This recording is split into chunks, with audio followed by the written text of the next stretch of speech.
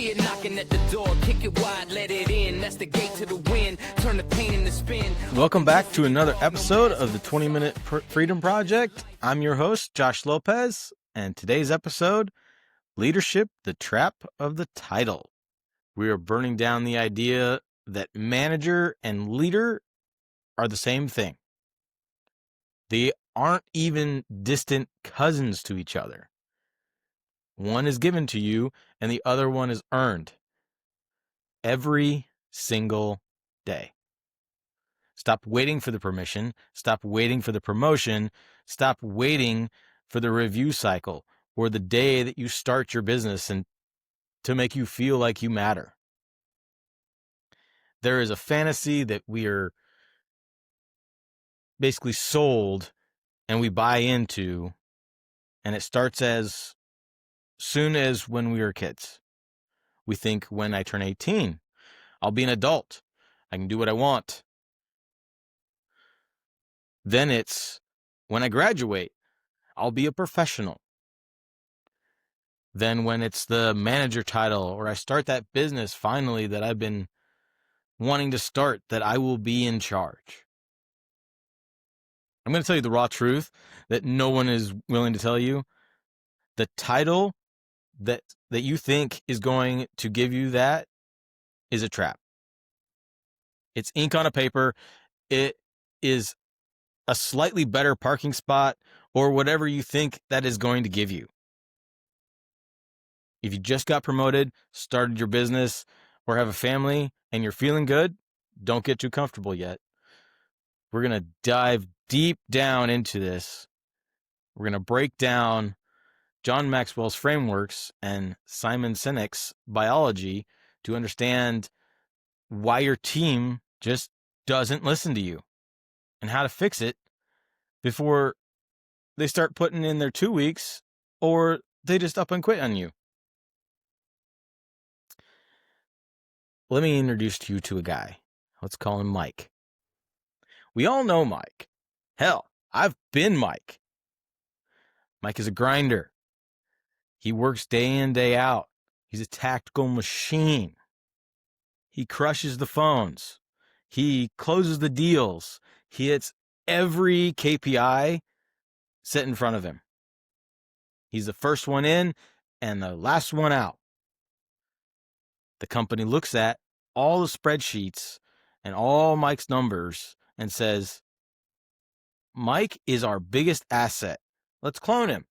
Give him a raise. Give him a manager title or a promotion. After that, Mike comes in on Monday morning, gets his new business cards, gets to log into the manager portal. Maybe he gets that corner office with the glass walls, or maybe he gets that better parking spot with his little tag that says Mike's Parking. He walks in. His chest is all puffed up. He thinks he's a badass, and he's arrived. He thinks the title is some kind of magic wand. He thinks that because the business org chart places him above his friends, they will automatically respect him. Fast forward 90 days. Mike looks like he's aged 10 years. He has bags under his eyes. He's drinking too much coffee. Maybe he's drinking a little too much at night after he gets home. His team, though, they hate him. They can't stand him. They are absolutely pissed off with this guy. He's the guy that they used to grab beers with. Not anymore. They stop talking altogether when he comes into the break room, or he just comes around. Turnover is up.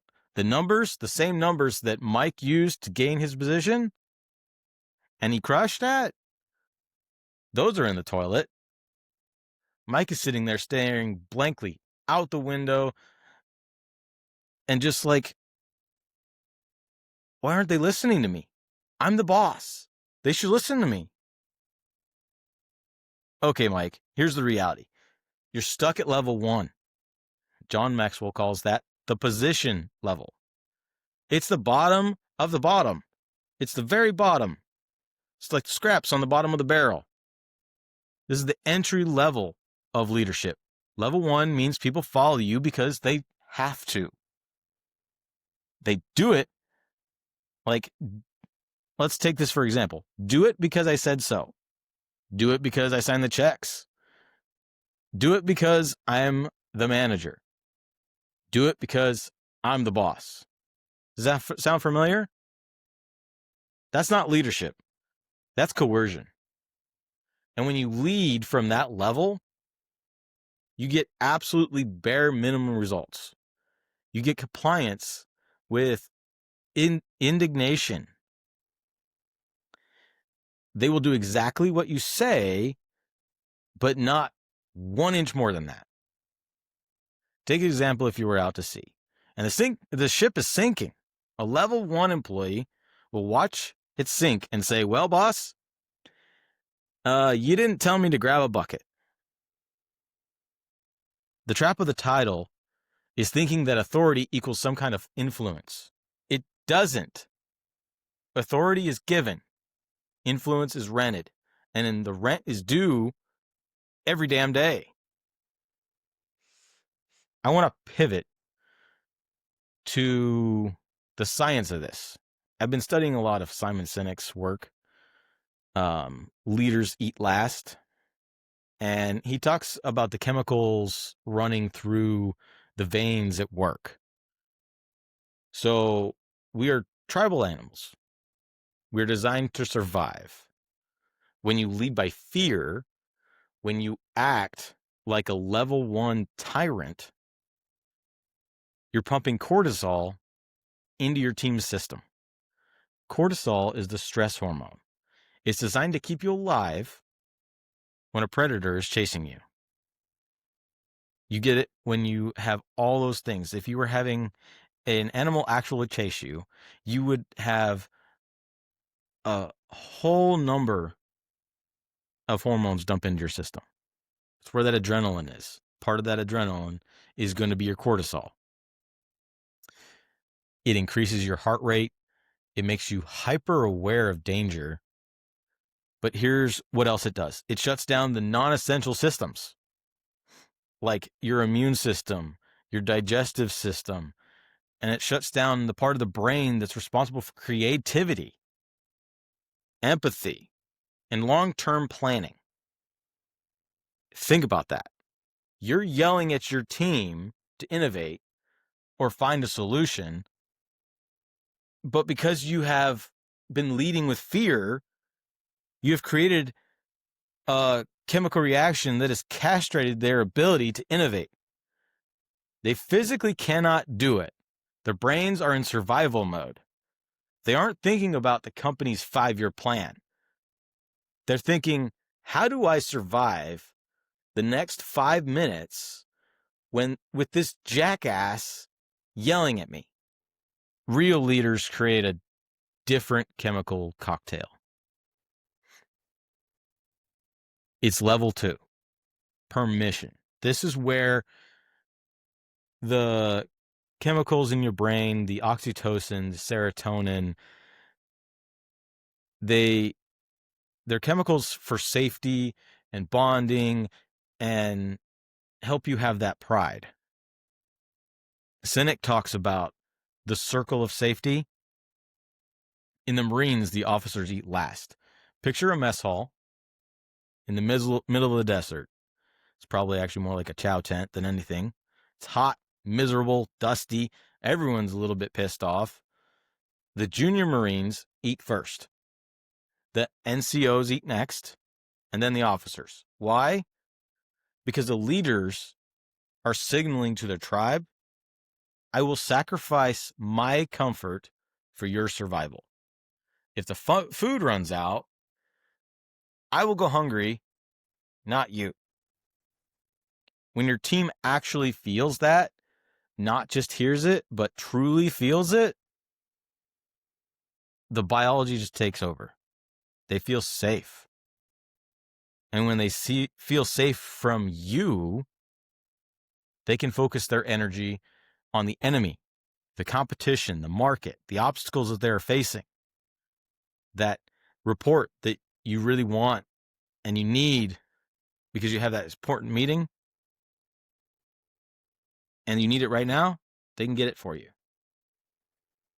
If your team or those around you are spending 90 or more % of their energy protecting themselves from you, they only have 10% left to do their job.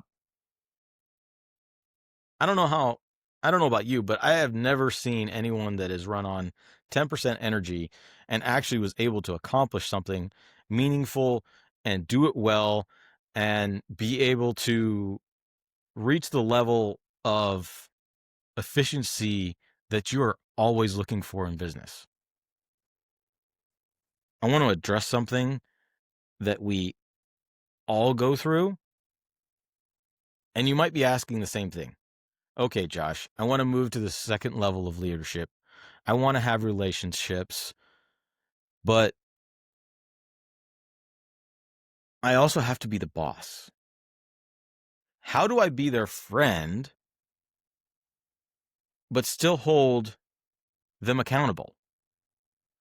This is the hardest transition, the shift from peer to leader.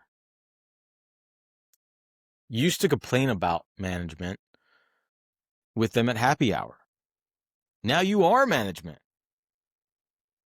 And the way you've been leading, how do you think they're talking about you? If you try to be their buddy, you'll fail. Being a buddy is about being liked. Being a leader is about being respected. Sometimes to protect the circle of safety, you have to have hard conversations. Here's the tactical advice. You need to have a reset conversation with those friends, coworkers. You have to sit them down and not just slide into your new role. Say this: hey guys, the dynamic has changed. I value our friendship and everything we've done, but the job now is to make sure that the team wins. That means sometimes I'm going to have to give you feedback that might feel a little bit uncomfortable. But I'm doing it because I want you and the team to succeed, not because I want to boss you around. Can we agree that when we are at work, we're on a mission to succeed and make the business the best it can be? You have to ask for permission to lead them. That's what Maxwell calls the permission level. It's level 2, and you can't demand it. You have to actually ask for it. So here's the work. I don't want you just to listen to this and nod along and just be like, yeah, okay. I've seen plenty of that. I want you to change your behavior. Let's say tomorrow. You do it today, but you might want to go in fresh tomorrow. I want you to audit yourself. It's going to force you to answer uncomfortable questions. Do people follow me because they have to or because they want to? Do I know the names of my employees' partners? Do I know the personal goals that they have? And here's the challenge for tomorrow morning. When you walk into the office or log into Slack, High Level, Jobber, or whatever system you're using, I want you to ask one person, maybe the person you've been struggling with the most. I want you to ask them this specific question. I work for you. What is one obstacle I can remove for you today? I work for you.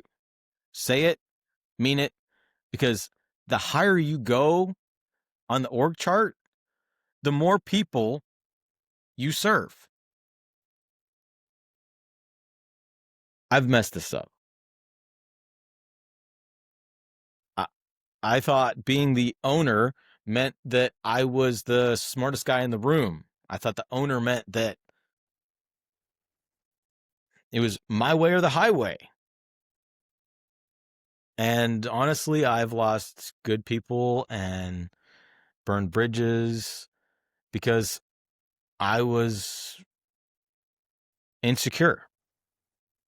Holding on to that title is like the big flashing neon lights to saying that, hey, look at me, I'm insecure. You're afraid that if you put that title down, you have nothing left. If you strip it away, and you walked out of the office, that maybe no one would listen to you. My question for you is, if you did that, would they? And if the answer is no, you're failing. Level 2 is messy. It's required for you to actually know your people and to lead them. Do you know the name of the receptionist dog?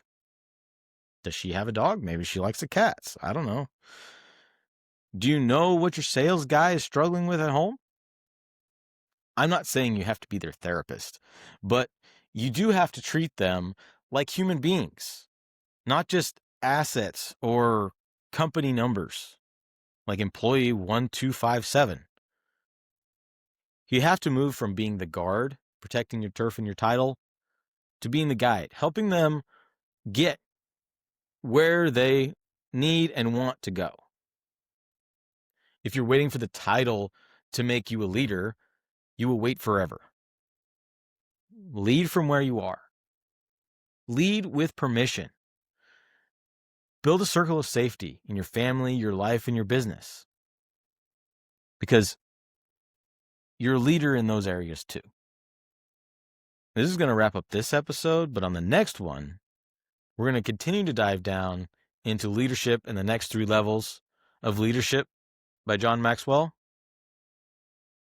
And if you've gained anything from this episode, maybe it's made you think, share it with your friends, coworkers, or someone close to you that might help them out. And remember, freedom isn't found, it's built, one step at a time. So stop waiting and go lead. And I will catch you guys on the next one.